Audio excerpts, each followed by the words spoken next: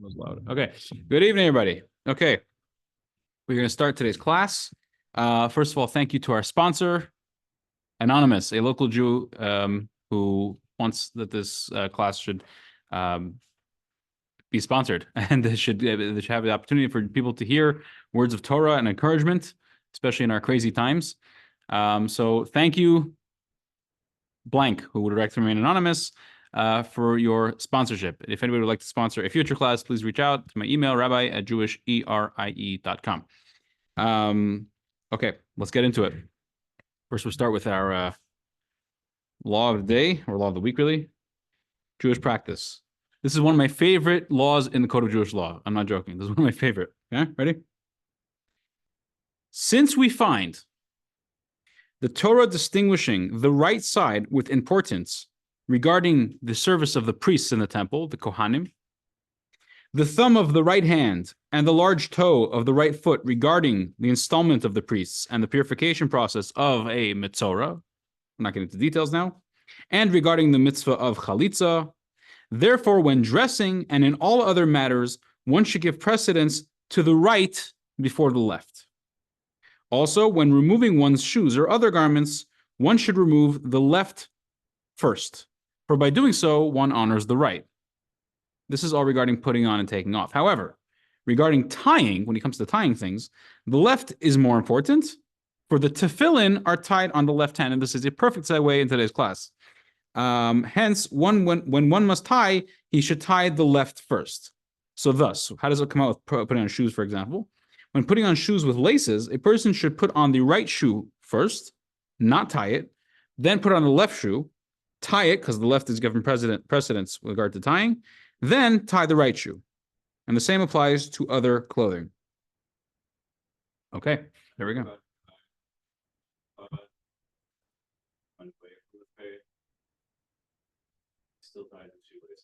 Oh, yeah?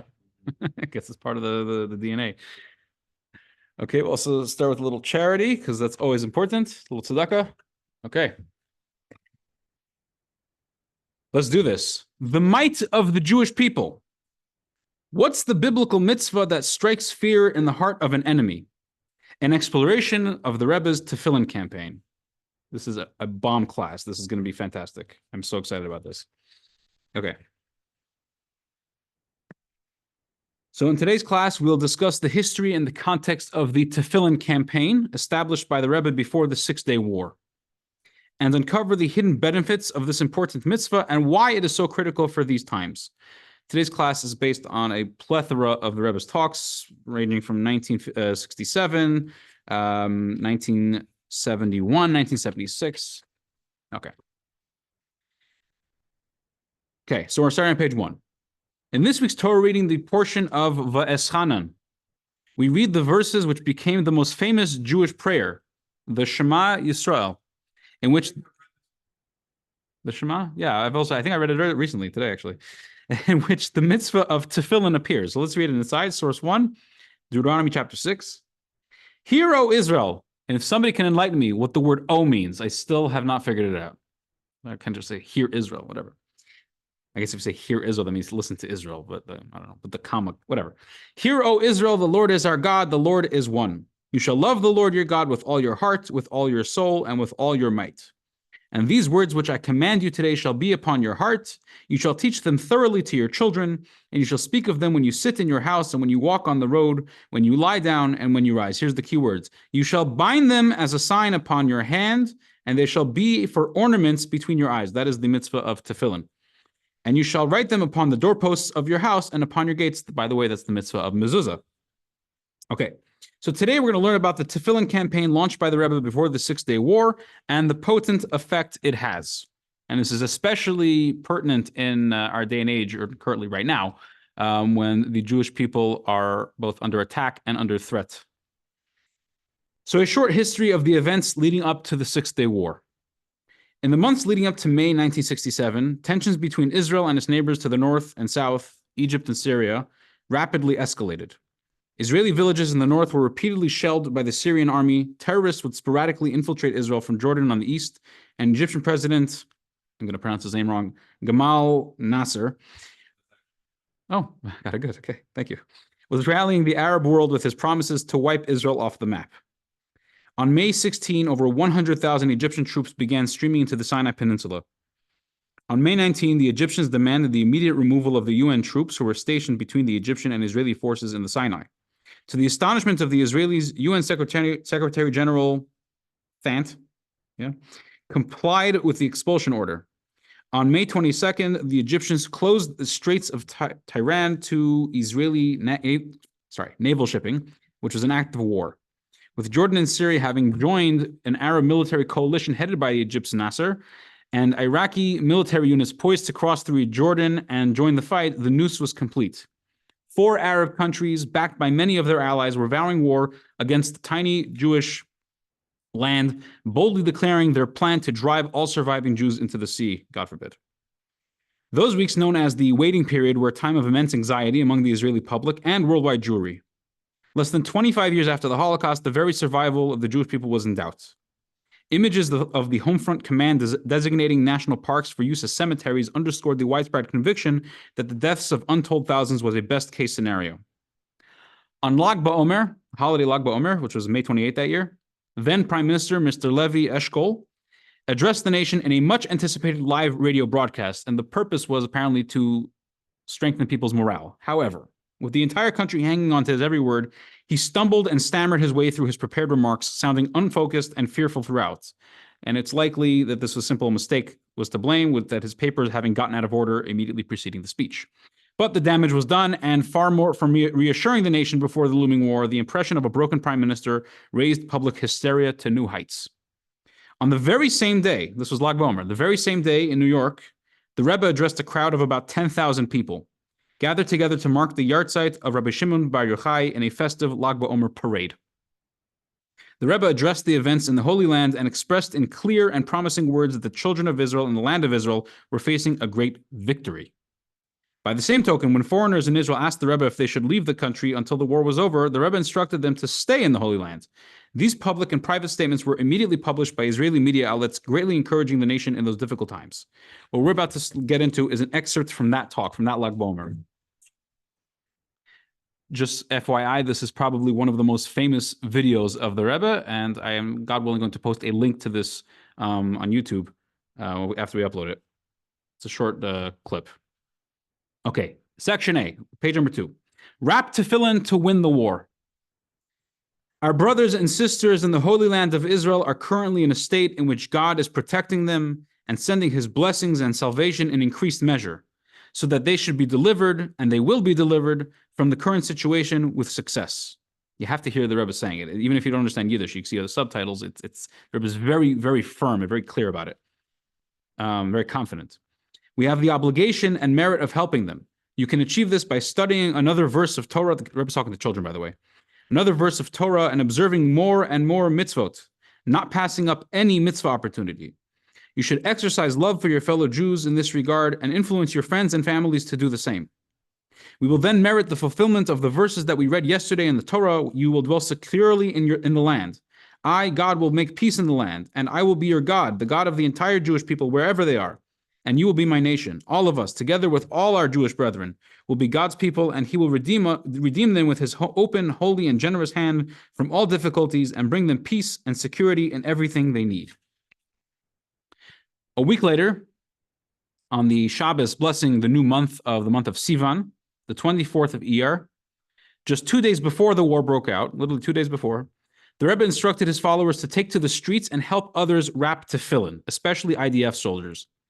The Rebbe, quoting Talmudic sources, declared that this would instill fear into the enemy.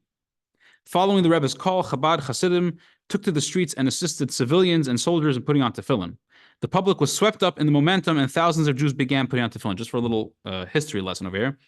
You meet a Chabad Chassid, a Chabad rabbi, anywhere in the world, one of the most likely questions, if you're a man, they're going to ask you is, did you put on tefillin today? And if the answer is yes, he's going to get so excited. And if the answer is no, he's also going to get excited. He's going to ask if you like to put on tefillin. Give the opportunity. Why are we so obsessed with the tefillin? This is the basis of it. This is where it started, 1967. So let's see. Page 3. Tefillin helps defeat the enemy. There is a special mitzvah that can help us guarantee that God himself will fight this war for us. The relevant mitzvah is tefillin. The Talmud states that, quote, anyone who wears tefillin will live a long life, as the verse states, God is upon them, meaning those who bear God's name in the tefillin they wear, they will live. Clearly, when there is a divine promise for long life, they will not be harmed, and no person will be missing. That's a quote from a verse.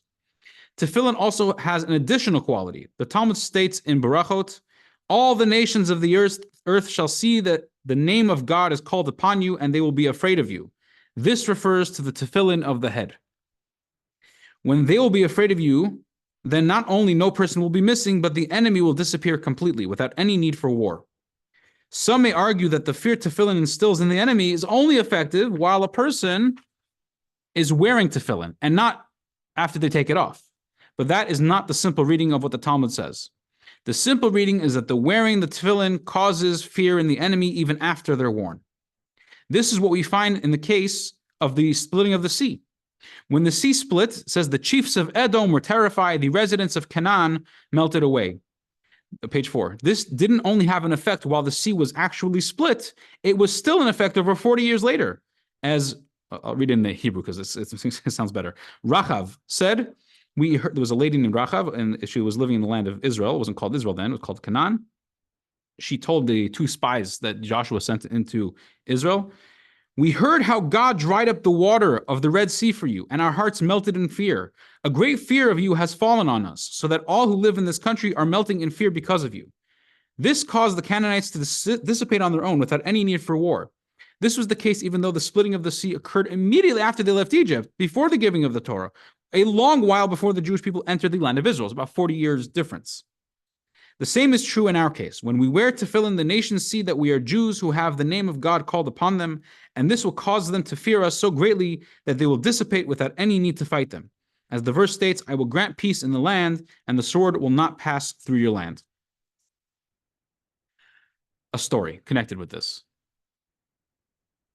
The following story was told by an aide to Arthur Goldberg, U.S. ambassador to the UN. It doesn't say the person's name. Apparently his name was Joe, unless Joe is a fake name. I don't know. Spurred by the drama of the Cuban Missile Crisis and a young man's desire to be a player on the international scene, I decided to major in political science and pursue a career in the diplomatic CORPS. How do you pronounce that? Corps, thank you. I thought so. The year 1967 found me, an up-and-coming diplomatic aide, on the staff of the U.S. ambassador to the United Nations, Arthur Goldberg. In the first week of June, I received a call from a cousin of mine. In an anxious voice, she asked that I stop at her apartment after work. As I sat there in their living room that evening, she and her husband told me the cause of their distress. Their only child, Avraham, a young man several years my junior who had become a Baal Teshuvah, they became religious the year before, was studying at a Chabad yeshiva in Israel. Alarmed by the increasing talk of war, they sent him a plane ticket and begged him to come home. Abraham remained adamant in his refusal, saying, the Lubavitcher Rebbe says to stay.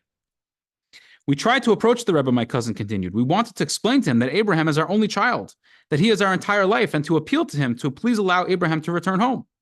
But it seems that one must wait several months for an audience with the Rebbe. We wrote him a letter, as the secretaries advised, and received this as a reply. What was the this? She showed me a shortened note with the sentence, with a quote from the Psalms, the guardian of Israel neither sleeps nor slumbers. She seemed a little eased by the quote from Psalms. Tell us, Joe, my cousin asked, what's really going on? You have the inside story. Is Israel in any real danger? I didn't want to add to their distress, but I felt duty-bound to tell them the truth. Israel is indeed in grave danger. War is all but certain. The Arab states have mobilized forces far superior to Israel's and stand a good chance of defeating the tiny Jewish state. If this happens, I didn't want to imagine the fate of the Jews residing there. My boss, Mr. Goldberg, who is a deeply committed Jew, cannot sleep at night. I cannot emphasize enough how serious the situation is, I concluded. We must get Abraham out of there at once. But how? Cried my cousin. To him, the Rebbe's word is law. If the Rebbe says to stay, he stays. Listen, I said, I'll speak with the Rebbe. When I introduce myself as Mr. Goldberg's aide, I'm sure to be received immediately. I am certain that I will succeed in persuading him to allow Abraham to come home. The next morning, I contacted the Rebbe's personal secretary, Rabbi Chodakov. I introduced myself as a member of the United States delegation to the UN and said that I had an urgent matter to discuss with the Rebbe. Rabbi Chodakov promised to contact me shortly. A half hour later, he called me back to inform me that the Rebbe would see me the following night at 2 a.m. The Rebbe would see people in the middle of the night for hours. There was more white in the beard, but otherwise the youthful face and manner had changed little. The same noble countenance, the same penetrating eyes gazed at me from across the desk that night, almost 15 years after my last meeting with the Rebbe. The handshake was firm and warm. I have already had the privilege of meeting the Rebbe, I began. Grandfather brought me before my bar mitzvah. The Rebbe's broad smile assured me that he indeed remembered me. I must apologize to the Rebbe, I went on. I'm afraid that I used my position rather unjustly to gain this audience. The urgent matter I spoke of is a personal one. Again, the Rebbe's warm smile put me at ease. Encouraged, I told the Rebbe about my cousins and their son. The parents are beside themselves with anxiety, I concluded. They would greatly appreciate if the Rebbe would allow their only child to come home until the danger blows over. The warm smile disappeared. A grave expression now cloaked the Rebbe's features. The Rebbe said, I have thousands of only children in the land of Israel. If I tell them to remain there, it is because I am certain that no harm shall befall them. Tell your cousin and her husband that they can put their fears to rest. The garden of Israel neither sleeps nor slumbers. God watches over his people wherever they are, and especially in the Holy Land. Rebbe, I said, with all due respect, they cannot put their fears to rest. Neither can I. Perhaps the Rebbe is unaware of the gravity of the situation, but because of my position, I am privy to extremely reliable information. Unfortunately, as we speak, the state of Israel is in grave danger. Israel, said the Rebbe with absolute conviction, is not in grave danger. She stands on the threshold of a great victory. With Almighty's help, this month shall be a month of great miracles for the Jewish nation. Now, continued the Rebbe, if you don't mind, I would like to request something of you. Tell Abraham's father that he too can do something for our brethren in the land of Israel. Tell him that I request that he begin observing the mitzvah of putting on tefillin every weekday. I ask that you too should begin the daily observance of this mitzvah. I don't know how much you can help Israel in your capacity as an assistant to the UN ambassador, but with your daily putting of tefillin, you will certainly contribute to Israel's victory without, added the Rebbe with a slight smile, encountering any complications of divided loyalties. That was the story. Famously, the war lasted just 6 days and ended with a decisive Israeli victory. Regarding the tefillin campaign, however, there were those with hesitations and questions. How can you tell Jews to put on tefillin to defeat the enemy when they should be doing so because it's God's command? Interesting question. On the holiday of Shavuot, days after the war's end, the Rebbe dedicated a talk to this topic, answering the questions. That'll be section B. A mitzvah for an ulterior motive. Page 5.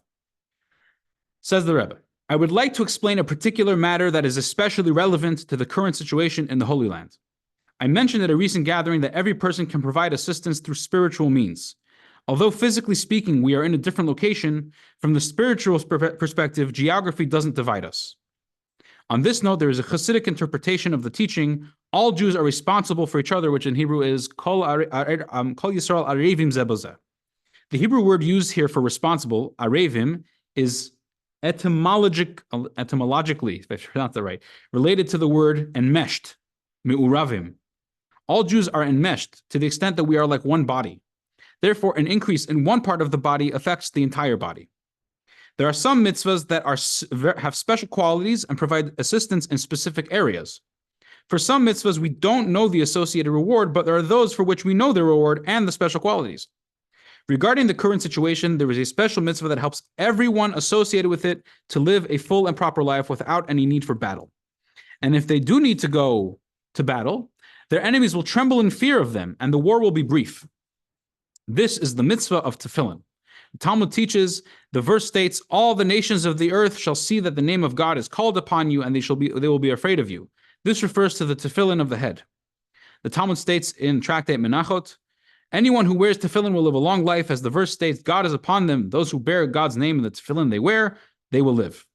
Since the mitzvah of tefillin has these special qualities, it was suggested, in light of the current situation, that all Jewish soldiers have their tefillin checked and be particular to wear them. We will then merit the fulfillment of the promises of anyone who wears tefillin will live a long life, and all the nations of the earth shall see, and they will be afraid of you. Moreover, this will obviate the need for war to begin with. However, the question can be asked. Mitzvahs are supposed to be observed because Hashem commanded them, not for any other reasons. This is reflected in the words of the blessing we make. We say, Asher kiddushanu b'mitzvahs v'tzivonu. God has sanctified us with his commandments and commanded us. If so, how can we advocate publicly that people should wear tefillin for the sake of meriting a long life and casting fear on the enemies? You're not supposed to do mitzvahs for some benefit. You're supposed to do mitzvahs, why? For one reason only. Hashem said so. That's it. End of story. Why is this? What's this idea that we're encouraging people to put on tefillin for the sake of helping win a war and safety and living a long life and striking fear in the hearts of the enemy? Page 7. The truth is that this isn't even a question. The sages teach we should always engage in Torah and mitzvahs, even if we are not doing so for their own sake. The result of this is that through the performance of the mitzvahs, not for their own sake, we will come to perform them for their own sake. It cannot be argued that this teaching is referring only to a deficient person who has no choice but to observe mitzvahs not for their own sake. Why? Maimonides states in his commentary to the Mishnah, and as a matter of law in his laws of repentance, that this is part of the process of divine service for everyone. He explains that we are incapable of starting at the point of observing mitzvahs for their own sake, as this is a very demanding form of service. We need to start with not for their own sake. Maimonides gives a parable for this from the way we convince a child to study Torah. So you see source 2, Maimonides' commentary to the Mishnah. Maimonides says like this: understand this with the following parable. A young child was brought to a teacher to study Torah. Owing to his young age and developing brain, he doesn't understand the value of this goodness. The teacher is compelled to encourage him to learn by rewarding him with things he likes, such as candied nuts or dates. Those were the high things in those days. When he grows older and grows smarter, the rewards he used to cherish will be worthless, and the teacher will have to promise him nice shoes or clothing. When his intellect is more developed, the teacher will promise him a coin or two as a reward for doing his studies. And when he grows even older, the teacher will tell him to study so he can be a rabbi, scholar, or judge and be held in high esteem. Abraham, our forefather, was cherished because he served God with love, and we should strive to be that way. Because our sages knew this is difficult and that not everyone will realize the truth the way Abraham did, they allowed us to do mitzvahs with the expectation of reward. Okay. The Rebbe continues, from Maimonides, it is clear that doing mitzvahs not for their own sake is a standard part of the process of divine service for everyone. Even when a person is not doing mitzvahs for their own sake, their divine service is still satisfactory. In addition, when we help someone put on tefillin, we instruct him to make a blessing, page 9, beforehand saying, God had sanctified us with his commandments and commanded us. The person putting on tefillin is thereby stating clearly that he is doing so because of the divine command, for its own sake. So even if the person is also thinking of the assurances of long life and striking fear into our enemies, it is not for its own sake. It is not for its own sake together with for its own sake. It's a little strange in the English, but in the Hebrew it makes more sense. Rashi, the famous commentary Rashi, explicitly addresses such a dual intention scenario. If you look in source 3, this is from the Talmud, interesting little statement over here. We learned, one who says this coin is for charity, so my son will live, or so I will merit the world to come, is a complete tzaddik, a righteous person. Rashi's commentary over there says, if they intend for the mitzvah and for their needs, they are engaged in a mitzvah. A complete tzaddik means, in this regard, we do not say that this is not for the sake of heaven. Rather, they fulfill the mitzvah of charity, even if they intended for their own benefit. Yeah, so we see that if somebody does a mitzvah for the sake of their own benefit, it's still considered a mitzvah. They still fulfill the mitzvah in a full regard. We can learn from here that the same holds true regarding tefillin. It is acceptable for a person to put on tefillin for the sake of protection, especially considering that he is saying beforehand that God has sanctified us with his commandments and commanded us. This makes it into a dual intention act, and a person who does this is termed completely righteous. Okay. Apparently there were naysayers who were objecting to this tefillin campaign. I don't know why, but they were. The naysayers didn't let up. And as the Rebbe added new mitzvah campaigns and thousands more Jews began wrapping tefillin and studying Torah and so on, some never tired of questioning the Rebbe. This time the question was, why tefillin? Why not the mitzvah of tzitzit? These strings? You have a four-cornered garment, you're supposed to wear tzitzis, the special strings tied at the corners. Why not a different mitzvah? Why are you picking the mitzvah of tefillin specifically? So the Rebbe dedicated a talk in response to this. We're on page 11.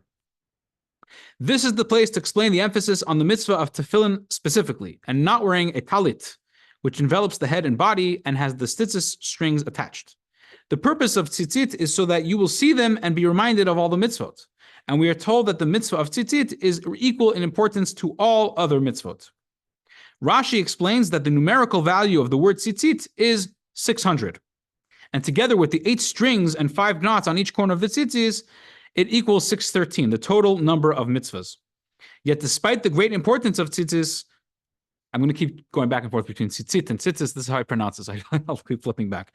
The emphasis has been placed specifically on tefillin. So we'll see that inside source 5, Numbers chapter 15. It says, speak to the children of Israel and say to them that they shall make for themselves tzitzit, fringes, on the corners of their garments throughout their generations, and they shall affix a thread of sky blue wool on the tzitzit of each corner. This shall be tzitzit for you, and when you see it, you will remember all the commandments of God to perform them, and you shall not wander after your hearts and after your eyes, after which you are turning astray. Page 11, Rashi explains, you will remember all the commandments of God. The numerical value of tzitzit is 600, and after adding the 8 strings and 5 knots, it equals 613. Explain this briefly. The word tzitzit in Hebrew is spelled tzadik, yud, taf. It's 5 letters. Each letter in Hebrew is also a number. Okay, tzaddik, letter tzaddik is 90, yud is 10, 90 plus 10 is 100. Another tzaddik in yud is another 90 and 10, that's another 100, that's 200. The last letter taf equals 400, 400 plus 200, last I checked, is 600. Okay, now each corner of the tzitzit has 1, 2, 3, 4, 5 knots, and has a total of 8 strings. Okay, 8 plus 5, again, last I checked, is 13. 600 plus 13 is 613. So wearing and looking at the tzitzit helps remind us of all the mitzvahs. Fine. The Rebbe says, we observe mitzvot because God commanded us to do so, not because of any benefits they provide. Nevertheless, in times when we are in need of a specific blessing, we need to focus on the mitzvah that is associated with that particular blessing, even though our primary motivation is the fact that it is a divine command. Based on this, we can understand the Talmud's statement, a person who says, I give this coin to charity in order that my child may live, is considered fully righteous. One can ask, why does the Talmud use specifically the example of charity and not, say, tefillin? The answer is that when a person is in need of the specific blessing that my child may live, they need to observe the mitzvah, specifically, in addition to all the other mitzvahs, that has that exact property. The mitzvah of tefillin is indeed great, but it isn't specifically associated with that blessing. Charity is associated with the blessing of life because when one gives money to a poor person, they are, quote, reviving the soul of the poor person. This mitzvah therefore generates the divine reward of life, measure for measure. In our case, when we have a pressing need for striking fear into our enemies, we need to focus on the mitzvah of tefillin, which has the special quality of causing our enemies to fear us when they see the name of God called on us, referring to the tefillin on the head. The tefillin on the head need to be preceded by the tefillin on the arm. As the sages expound on the verse, they shall be ornaments between your eyes, explaining that for the entire time the tefillin are on the head, the person needs to be wearing 2 tefillin, one on the arm and one on the head. The mitzvah of tzitzit doesn't have this special property. While the talit, whatever you pronounce it here, protects the person who is wearing it, it doesn't have the effect of striking fear into our enemies like tefillin does. That's why specifically the mitzvah of tefillin was chosen to run this campaign, so to speak, because this is the mitzvah that is associated with the blessing of striking fear into the hearts of the enemies. Section D, the theme of tefillin, on page 14. After studying the effect tefillin has on saving the lives of the soldiers and defeating the enemy. Basically the same, just putting a blanket over your head isn't intimidating enough. Okay, no problem. So after we learn this, let us learn about the effect it has on ourselves. Binding the mind, the heart, and the mind. This is a direct quote from the Alter Rebbe's Code of Jewish Law, section 25, Law 11. When putting on tefillin, one should keep in mind that the Holy One, blessed be He, commanded us to write these 4 passages, which speak of the unity of God and the exodus from Egypt, and to place them on the arm, opposite the heart, and on the head, over the brain. This we should do in order to remember the miracles and wonders which He wrought. What a great word, wrought. On our behalf, and which reflects His unity, demonstrating that He has the power and sovereignty to do as He desires in the upper realms and in the lower realms. One should therefore subjugate his soul, which abides in the brain, to the Holy One, blessed be He, and the desires and thoughts of his heart to His service. Thus, by putting on tefillin, he will remember the Creator, blessed be He, and minimize his own pleasure-seeking. That's what it says in Code of Jewish Law. You know what the first words to ever be transmitted telegraphically, transatlantically were? I feel like I know this. What hath God wrought? What hath God wrought? Mm-hmm. That sounds so... It's somewhere in It sounds like fire. Those words sound like fire. Yeah, the translation, whoever read the telegraph really liked it. Apparently. Well, okay. Roth actually picked one of the very first word to ever be electronically. Interesting. Just for those who don't have the paper in front of you, rot is not R-O-T. In this case, it's W-R-O-U-G-H-T. I didn't think you thought it was rot, but tefillin are supposed to, says the Rebbe, the tefillin are supposed to harness our hearts and minds to God. The straps of the tefillin symbolize the flow. Actually, this is referring to the one coming from the head tefillin. The flow from the brain and the head to the rest of the body. This is a very interesting discussion we're about to get into. This flow descends below the navel, reflected in the law that the straps need to hang past the navel, stomach, in order to negate the pagan opinion that every person is split between an upper half and a lower half. What is this talking about? So let's see. Source 6, Talmud, Sanhedrin, 39 page 39a. A certain sorcerer said to our Maimar, the sorcerer's name was Amgusha. Doesn't say in the translation, but it says in the Hebrew. The upper half of the body is from Hermes, which is referring to Hashem. And the lower half is from Hurmin, which is a certain demon. What is he talking about? We'll see. Amemar responded, Amemar was a great sage, responded, if so, why does the demon allow God to pass water through his territory? A person drinks with his upper body and the water exits through the lower body. What? Anyone who reads this text in the Gemara, in the Talmud, if you don't have context or explanation, you're just lost. The pagan sorcerer, Amgusha, argued to Amemar, a Talmudic sage, that man is the product of two powers. The God creates the upper body, while a different power creates the lower body. Amemar wittily answered, if so, why does one power allow the other's water to pass through its body? Obviously, the entire body is of one power, Hashem. What was this challenger trying to say? The Rebbe explains. The sorcerer, Amgusha, argued that every person has a split personality. He said that we have an upper part, that when we are engaged in spiritual, holy matters such as Torah study, prayer, and mitzvah observance, we are above. But when we also have a lower part. And when we engage in our material needs of eating, drinking, working, and so on, we are below, together with all the material world. Yeah, so Amgusha claimed that the spiritual activities of a person are not connected with their physical life, the material life. When you're involved in spirituality, you serve with your spiritual parts of yourself. Your mind, your heart, sure. When involved in physicality, one serves with the physical parts. The two are separate worlds. Spirituality does not influence or affect the material realm. They have to be separate. That was his perspective. This, says the Rebbe, this is the role of the straps of the head tefillin. They run from the head, the highest point of the human, down past the navel. The head tefillin straps declare that Judaism believes the exact opposite. The straps represent the fact that spiritual decisions formed in the brain guide a person until their lowest extremities. Page 16. A person can still object. God also created a negative inclination for us. The Tanya compares the body to a city over which two kings are vying for control. Similarly, our two inclinations battle each other for control of our bodies and all our faculties. Our negative inclination is referred to as a king besieging us, or, in other sources, as a judge who expresses his opinion. Yeah? So a guy might say, I have a strong battle going on inside me between the positive and the negative inclinations. How can I defeat the negative inclination? So what's with that rope you tie around? The gartel? Yeah. So that's actually a different... That sounds very similar. That's actually very interesting.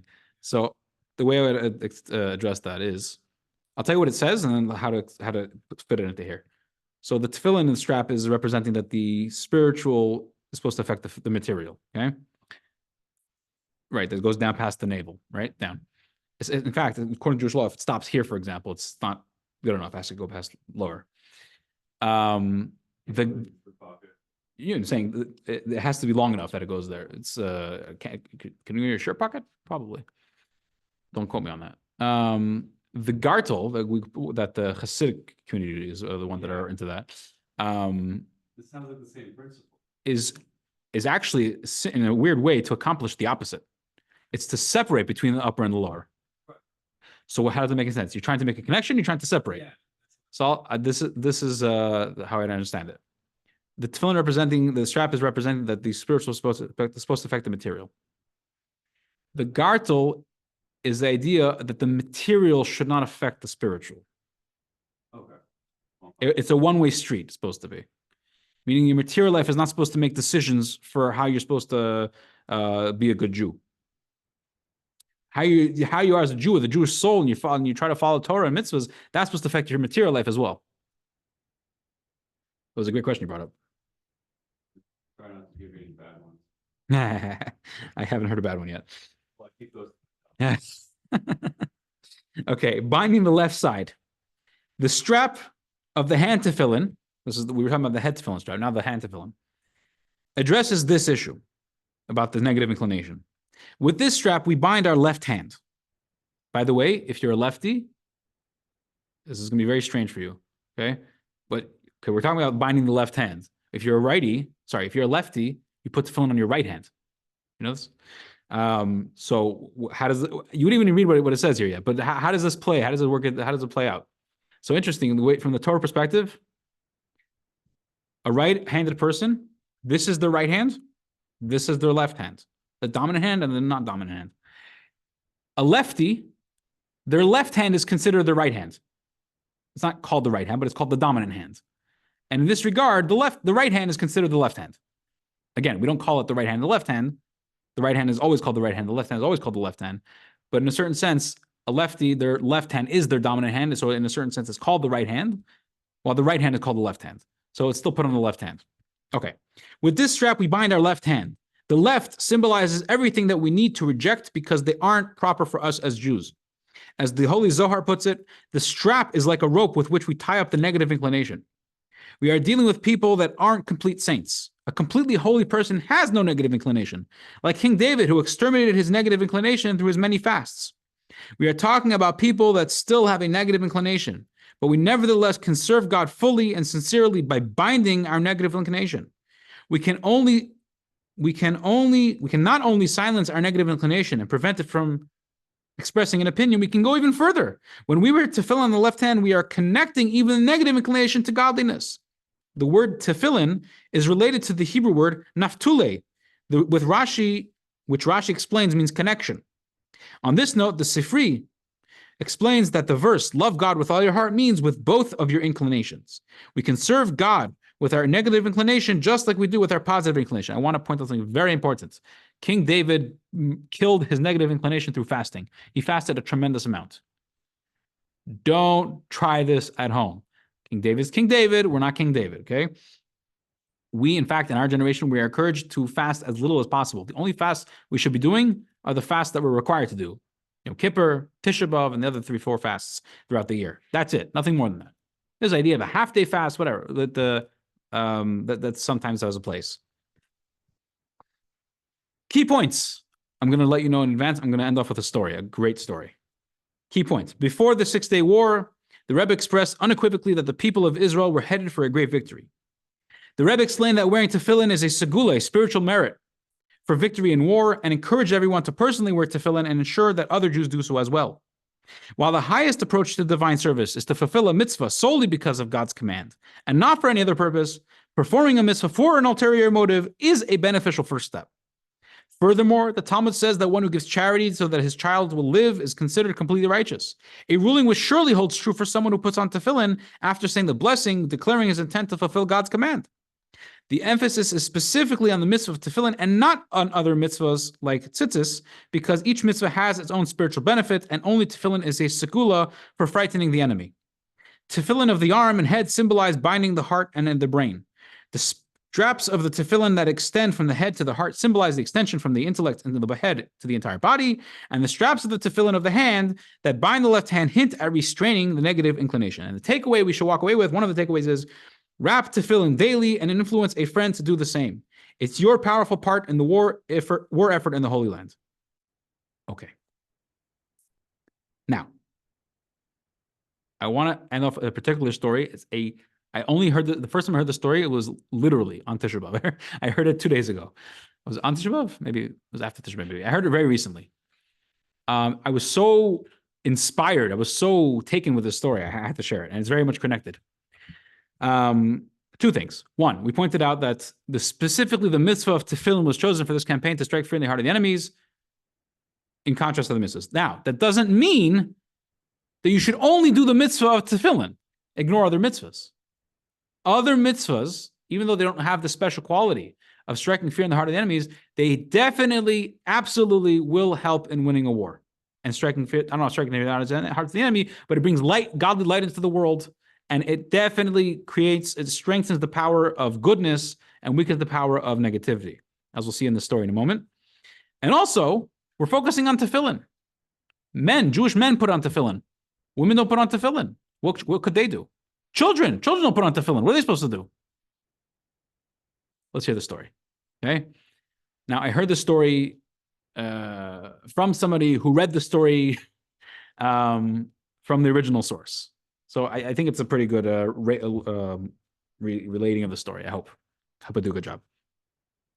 This story takes place in 1983, possibly 1984. And the Rebbe, through his secretaries, sent out a message to all Chabad centers all over the world. He asked the secretaries to send out a message to all Chabad centers, as many as possible, that the upcoming Lag BaOmer, which you mentioned earlier, Lag BaOmer the Rebbe made associated with parades of Jewish pride and mitzvahs and making floats, all these themes, and still done today. The Rebbe was pushing that there should be parades, these Jewish Lag BaOmer parades around the world. Okay. So the secretaries, I'm sure they reached out to a few of the Chabad centers and said, the Rebbe wants you to make a parade this year. This was like probably a month or so before Lag BaOmer. The next day, the Rebbe asked the secretaries, did you reach out to all the Chabad centers? They didn't realize the Rebbe wanted it this urgently. So they sat down, they got a group of people on the phones and to call Chabad centers all over the world. There was probably a few hundred back then. Now there's close to 5,000. To push them, to say, the Rebbe wants you guys to be making parades for Lag BaOmer. Okay? But they realized the Rebbe really wants this to happen. There's something urgent about it. There's a sense of urgency. Okay? The Rebbe sent out a special request through his secretaries that in Morocco, specifically, Rebbe singled out Morocco and said that they should send a message to the yeshiva there. There was a yeshiva there. And in fact, there were 10 American boys who were learning there in the yeshiva, sending a message to them that they should arrange a parade in Morocco as well. Okay. Sometime later, closer to Lag BaOmer, the Rebbe kept pushing this, pushing it.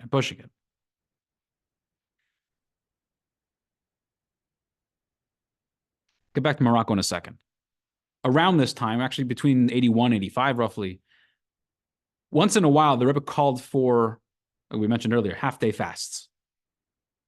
Official half-day fast. You fast, wake up in the morning, not eat, and at midday, break the fast. And nobody had any idea why are we fasting? The Rebbe said the fast. Okay, we'll fast. But like, for what? What's going on here? Okay. And in fact, also during that time, the Rebbe spoke many times. Public, obviously, but the Rebbe said many, many, many times, the Welt schaukelt sich. The Welt schaukelt sich. In English, that means the world is shaking. We see clear as day that the world is shaking. And nobody had a clue what the Rebbe was talking about. World shaking? World seems fine. I don't know. 80s, I'm sure, was the early 80s. Was, there was upheavals of things in here and there. So back to Morocco. Sometime before the Lag BaOmer, the Rebbe is still pushing for these parades. The Rebbe sent out a special message, a very cryptic message, to those 10 yeshiva students, those American yeshiva students in the yeshiva in Morocco. What was the message? They should pick one of the young boys as a representative, and they should go to the local U.S. embassy or consulate, whatever, in Morocco. And they should go find the U.S. ambassador or whatever he's called, and relay this message. Tell him that there are 10 American boys learning in the yeshiva in the Jewish school here in Morocco. End of sentence. Just let him know. And the Rebbe's message continued. If he should turn to you and ask, why are you telling me this? Like, Thank you, but why? Why do I need to know this information? And the Rebbe said that you should respond in case we need to leave at a moment's notice. That was the message. So the person who recorded this story, his name is Danny Kaye. I don't know who he is, but apparently he's from Australia. The person I heard it from knows who he is. I don't know him, but so Danny Kaye, he was chosen as a representative from these 10 boys to go to the embassy. So he comes to the U.S. embassy with all their passports, whatever. He finds the ambassador and he says, Shalom Aleichem. And I'm sure he didn't say Shalom Aleichem. The guy wasn't Jewish. And he said, I have a message for you. He said, yeah, what's the message? He said, we are a group of 10 American students, Jewish students, who are learning in a Jewish school here in Morocco. And the ambassador looks at him as if he fell off the moon. He's like, okay. And therefore what? Why are you telling me this information? So he said exactly what the Rebbe said. He just copy and pasted. He said, in case we need to leave at a moment's notice. The moment he said these words, the ambassador's face started changing colors. And he got very nervous. And he said,